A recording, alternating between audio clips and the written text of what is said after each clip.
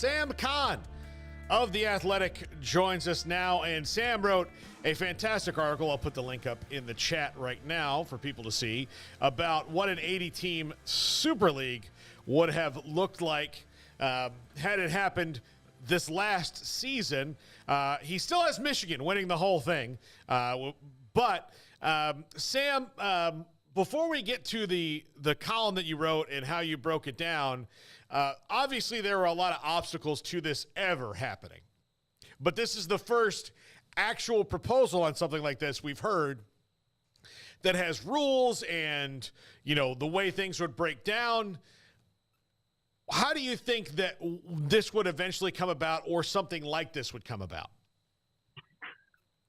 Obviously, there are, like you said, a lot of hurdles, namely three that I think of, which are the TV networks, the Big Ten, and the SEC. Because I think any plan that engulfs the whole sport has to have those entities on board, for better or worse. I mean, whether you agree with it or not, that those are the players who hold the cards. If we say that we can get them on board, my gut feeling is that something smaller than this would be the end result. I don't think that it would be possible for them to do something of this scale, maybe half of this. I like this idea better than what we have now. I will tell you that I like this. I like the 80-team setup better than we have now. But I think that the intentions of this group, the 20-member group that dubbed this plan College Sports Tomorrow, I think their intentions are in the right place, because they talk about, you know, revenue sharing and contracts and, you know, objective playoff structure as opposed to a subjective one. And I think they're thinking about the right things. It's just, I think it's going to take years for us to get to anything like this. Sam, is it just another sign that the sort of, I guess, feeling of being fed up, waiting for the actual leadership to kind of lead, that now you've got ESPN, you've got College Sports Tomorrow, and all that entails, people trying to come up with solutions? Is it just a sign that there's just sort of nobody at the steering wheel right now in your mind, and that there's kind of, I don't know if vultures is the right term, but there's definitely people circling trying to grab hold of that leadership? Yeah, no doubt, because I think it's an acknowledgement that people don't like where we're heading. And I will say there have been many inflection points along that journey, but I think the biggest one that people have had to reckon with is the death of the Pac-12. Because for all the things that have happened in the last 25 years, none, I don't think, have resonated quite like that one. Like Oklahoma and Texas resonated in a big way. Obviously, the how close we got to doing the Pac-16 and all that. But the last real major shakeup, I guess, that I can think of, I guess, is, you know, the death of the Big East and the death of the Southwest Conference. But the fact that one of the major conferences that existed and had a lot of success and had a lot of appeal and occupies an important part and a large part of the geographic landscape, I think the death of that, and knowing that, like you said, we're seeing people mobilize, and, you know, you wonder if the Big Ten and the SEC are just going to try to snatch up all the relevant brands and then try to make their own thing. I think most people outside those leagues will say we don't want that. And so that's why I think it's important when you look at this group that proposed this, that some of the people on board are the president, the chancellor at Syracuse, and the president of West Virginia. Those are people who would not be probably in that in-group with the Big Ten and SEC if the Big Ten and SEC do their own thing. And so I think it's an acknowledgement that, hey, we've got to do something, because if we don't, somebody else will. Yeah, Sam, that's, one of the things I think is funny. Every time we ask someone, including Brett Yormark last week when we had him on, is this Greg Sankey, does he have the best interest of all of college sports at heart, or is that just something he says? And most of them will say, yeah, I believe that he does. But everything it seems like he does, and Tony Petitti now to that end as well, doesn't seem like they do. So, even like they haven't commented on this yet, but if they commented and said it's an interesting idea and we'd like to see where it goes, that would floor me, even if they had no intention of ever enacting it. Yeah, and the thing is that's part of the flaw in where we are right now too. Is that does Greg Sankey have the best, or Tony Petitti have the best interest of the sport in their minds and in their when they're thinking about that in their actions? And probably not. But is that really their job? I mean, that's the thing, is we're asking conference commissioners to assume agency over the entire sport when really their job should be to look out for their members. And now I think conference commissioners have become like the de facto leaders because there really was no central power structure as the money grew. Like when we got from what I think was an amateur sport 30, 40 years ago to what is now essentially a professionalized sport, and the money just exploded, somebody had to fill that vacuum, and the conference commissioner have kind of become those people. And obviously the ones that have been the most successful have been the ones with the football programs that have been most successful. So, I don't think anybody should look at Sankey or Petitti as having any kind of altruism in all this, nor should they do that with Yormark or anybody else. Everybody's going to look out for their members and their conferences, but that's the flaw kind of where we are, is like there's no real one person or one small group that's going to pull in sync together to make sure that everybody's taken care of. Yeah, I was trying to think of the right term, and I guess power vacuum. There's a power vacuum right now in college sports for certain. And, I agree. Like, I mean, there's certain things that I think sometimes Sankey comes across the wrong way, but at the end of the day, I acknowledge, like, he's only worried about the SEC. That's all his job is to worry about, is the SEC. Now, Sam, with this article, you took the idea that College Sports Tomorrow put out there a couple of days back and applied it using last year's results, 80 teams, 8 divisions, the Super League, and how it would have looked last season. Can you just kind of take us through this exercise, sort of where you started and kind of what you came across along the way? Yeah, this was an idea that came from one of my bosses, our managing editor, college football managing editor, Jill Thaw. She messaged me about probably an hour after the story that Stu Mandel and Andrew Marchand posted about the details of all this. And she had said, hey, would you be up for doing here's how this would have looked like last season's story? And once I kind of got the gist of it, I was like, yeah, hell yeah, I'll do this. I was like, 'cause I've kind of been thinking about how could we rearrange the sport to bring back some geographical sanity in the leagues. And so knowing that, okay, we have to work in the parameters of this, and it's 80 teams, I can do this. So I think I got that message probably about 5:30. I think by the time I finished, it was probably about 1:30. And so it was a long sprint because while I have thought about this for a long time, trying to work within the parameters of doing 7 divisions, split them off geographically, and then have one division that's specifically for the G5s and promotion and relegation, that was a really big challenge. Like, it was very easy for me to put all the Texas schools together. It was very easy to put all the Big Ten schools together and the SEC schools and all that stuff. But then when you have some of these other schools that have come into the power conferences, like your UCF or your BYU, it became hard to find a place to put them with a 10-team limit. And so that was the real challenge of it. I did my best to adhere to traditional conference structures, geography, history, rivalries, and preserve as much of that as possible. But obviously there were some awkward, I had South Carolina in the ACC, because you can only have 10 SEC schools, so 4 of them got to go. I had debated whether or not to put Penn State into the Big Ten or the Big East. Southwest, if I brought the old Southwest Conference back, obviously Rice is not in it.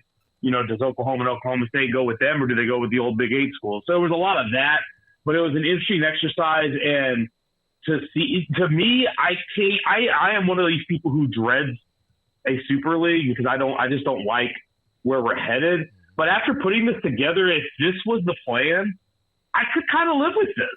Like if people use the geography and the history as a guiding force in constructing the divisions, then I could kind of live with this because I think it does bring back what we have missed about college sports under all this realignment.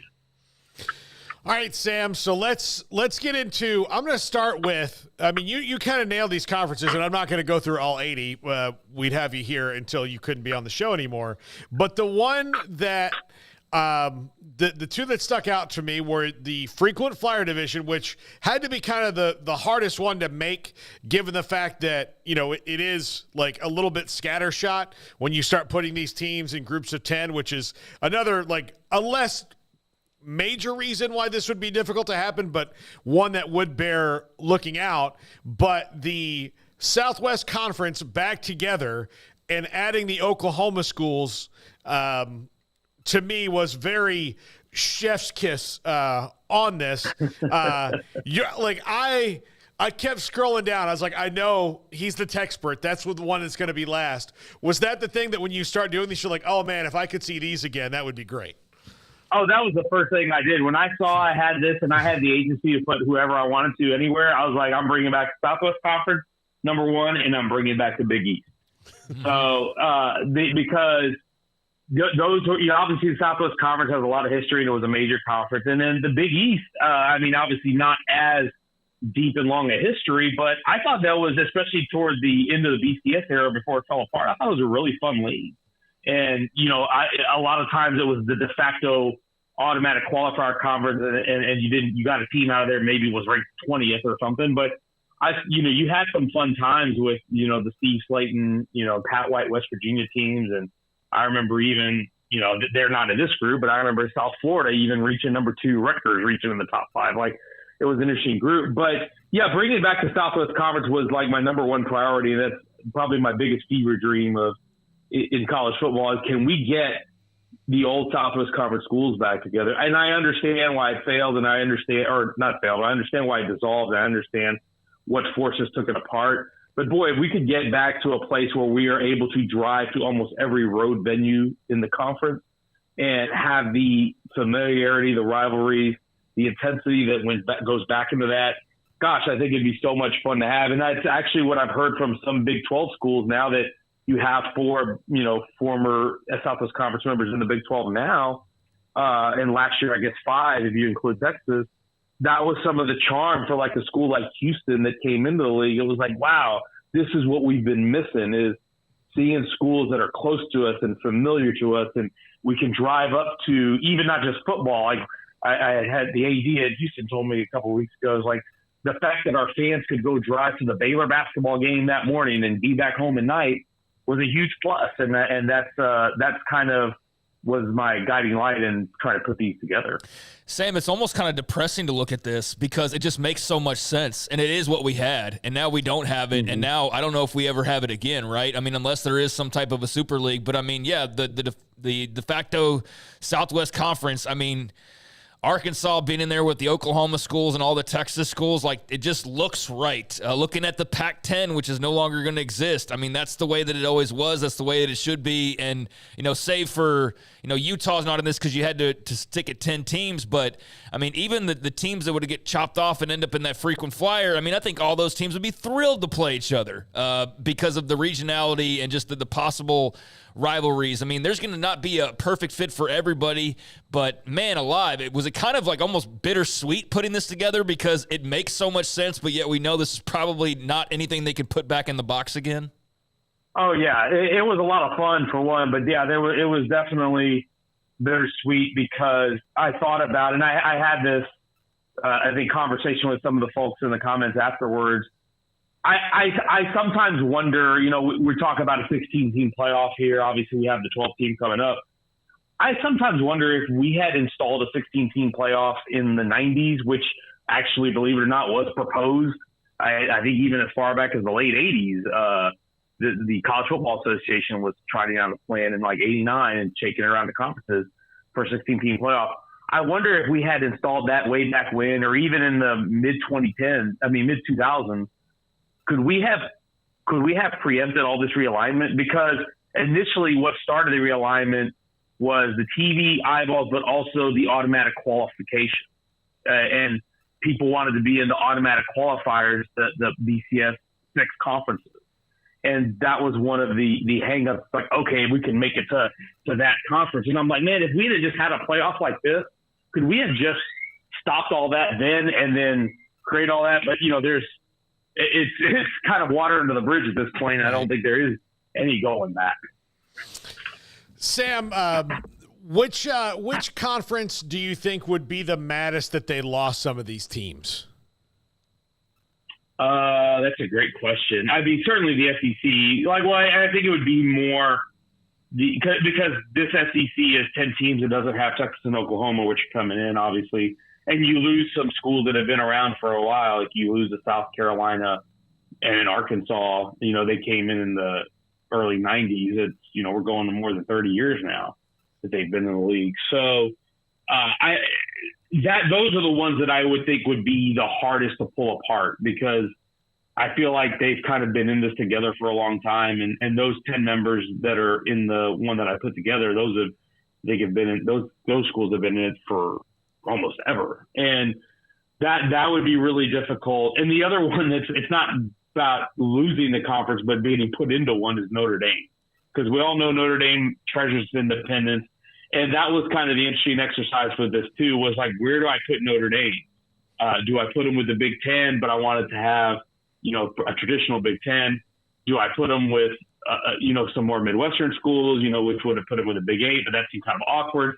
So I stuck them with a Big East. And I think Notre Dame, eventually they may have to join the conference, but I think they're going to go down kicking and screaming on that. Yeah, definitely. Now, as far as the relegation and promotions part of this, I can't say that I'm not intrigued by that. I just have major questions of how it would work, like budget-wise, right? Of just, recruiting-wise, how are you going to tell guys, like, hey, come here, and then we may or may not be in a league your whole career? Like, that part of it, I think, obviously would need some more details. But Bill Connolly, has been on this relegation train for a long time. I know there's others as well. But where do you kind of sit on that? Obviously, you've included it, so I think you have interest in it. But how do you think that could possibly work? And I guess just kind of take us into the teams that would make this interesting potentially. Yeah, I don't like promotion and relegation being only for that one division. That, to me, I think that's short-sighted. I like the Bill Connolly plan, which he's been trotting out since about 2015, which is basically align all the power conferences with a regionally adjacent group of five conference and do it that way. And I love that. For instance, maybe you would have the Big 12 and the American, so to speak. And that you could have the two American schools go up and two Big 12 schools go down. Same thing with the SEC and the Sun Belt, or the Pac-12 and the Mountain West. And I think I like that idea. But the thing is we all know the schools in the power conferences are never going to go for that. They're never going to go for a system where they could actually get demoted and relegated. As someone who watches Premier League soccer, I love the concept. And when I first discovered it and I first started watching Premier League soccer 15 years ago, I was like, after a few years, I was like, why don't we do this in the States? Like, this is a fantastic system, because it really creates intrigue at the bottom, because then you're not playing out a 4-8 season. Like, it means something at the end, because you're trying to survive so you can stay up, and it creates so much drama and intrigue. But you're right. The biggest hurdle is the finances, because if you get relegated, then that is a massive financial hit and reputational hit for your school. So in order to make something like that work in college football, I think you'd have to have some type of either insurance or pool of money for the schools that would suffer that, to kind of help them endure that. Because and we're talking, by putting the group of five schools in that group, you're talking the schools that can least afford a financial hit, as opposed to the other 70 who probably have a better shot at being able to take that kind of hit for a year. Sam Kahn of The Athletic. Sam, I know you got to go. You've got another interview to do. Thanks a lot. The column was great and very interesting, and you've made me nostalgic, and I don't know if I love you or hate you for that. So thanks so much, guys. Appreciate y'all. Talk to y'all soon. All right. Sam Kahn, the Techspert, here with us on 365.